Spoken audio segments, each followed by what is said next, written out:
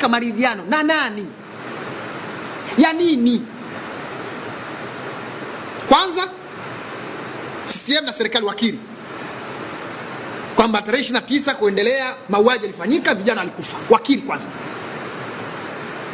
2, wawajibishe walioua. 3, waje kwenye maridhiano. Na maridhiano hayo sio serikali na Chama cha Mapinduzi ndio waamue kwamba wawe, yani wao ndio waite, yeye ni kaka meza kuu hapo anaita watu wa kuridhiana nao.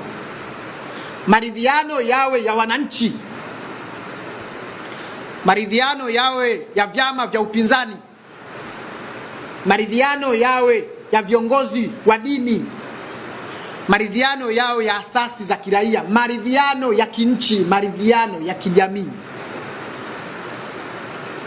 Na serikali isiyo mtawala wa maridhiano hayo. Kuwe na third party.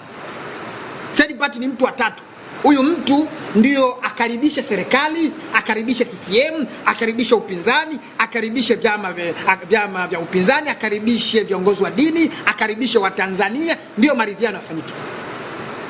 CCM awe ni mshiriki kwenye maridhiano, asiwe mtawala na muongozaji wa maridhiano.